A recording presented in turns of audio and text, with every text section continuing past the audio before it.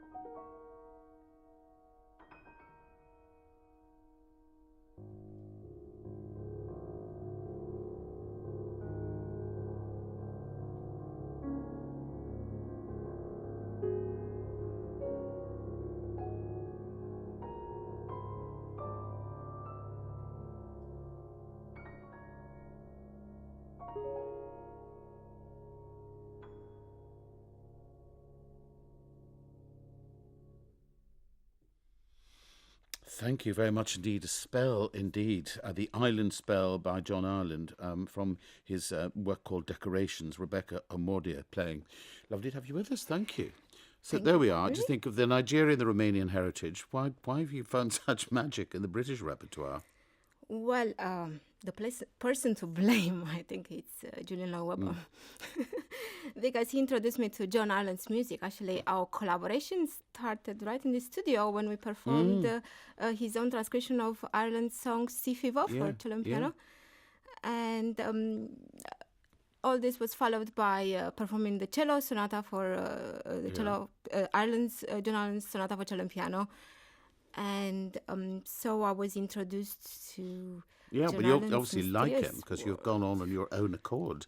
I mean, it is so magic. He wrote these on holiday in Jersey, and I love the story that he was bathing somewhere and then he couldn't finish the pieces. He had to wait till he went back the next year and went to the same bathing place. So they're quite mystical, aren't they? So Yes, they're very mysterious. mystical, but most of his music, or let's say his own religion, was the main inspiration he found was in the writings of the Welsh writer Arthur Machen, because the last piece of decorations, which I will play, Scarlet Ceremonies, was inspired by the writings of the writer Arthur Machen. So so we're into the world of sort of mysticism and spells and things, aren't we? Exactly, and then we gradually going into the Holy Terror.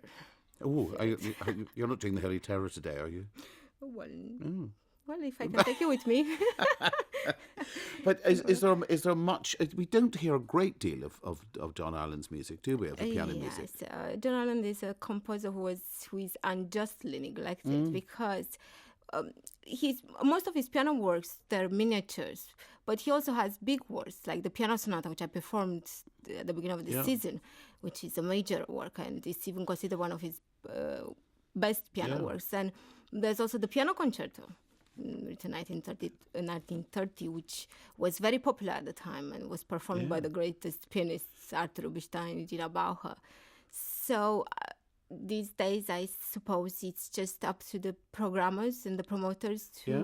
Well, you're making a very good case for it. They catch you at lunchtime at where are we? St John's Episcopal? No, we're not. Yes, that's the St James's Piccadilly. St James's The Piccadilly. next concert. St James's Piccadilly is a concert on Friday. Sadly, we'll be in Edinburgh, but there we are with Raj Van Summa on cello, which you're doing the cello sonata. Yes, that's actually the end of the season when we're performing the sonata for the cello piano. Well, you're going to play, I think, the last of the decorations now, the Scarlet Ceremonies, but you've got a little line, I think, from Mr. Markin for us to get us in the mood, haven't you? Yes. In order to understand the world of the writer Marco and also understand the background of John Allen's music, I will just read very briefly a quote from a passage from the Welsh writer's story The Rose Garden, written in 1908. And it says, she gazed out after all to assure herself that sight and the eyes showed nothing but a glimmering veil, a gauze of curious lights and figures, that in it there was no reality or substance.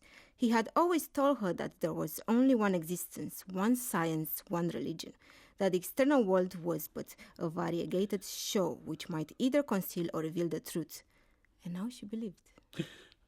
All right, we're scared. We're scared. We're in the zone. We're in the zone. Rebecca, thank you very much indeed. The Scarlet Ceremonies by John Ireland, the last of his 3 decorations, live in the studio.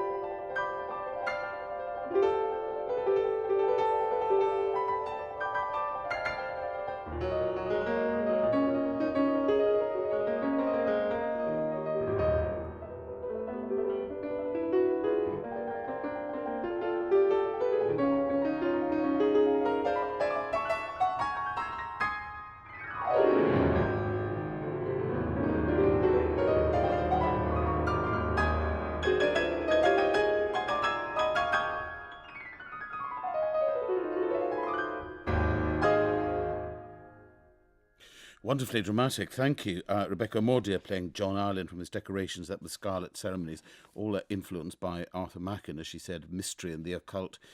He says there are white ceremonies and green ceremonies and scarlet ceremonies. The Scarlet Ceremonies are the best. Certainly sound the most energetic. She's at St James Piccadilly on Friday lunchtime. She's coming back to play for us again in a moment or two.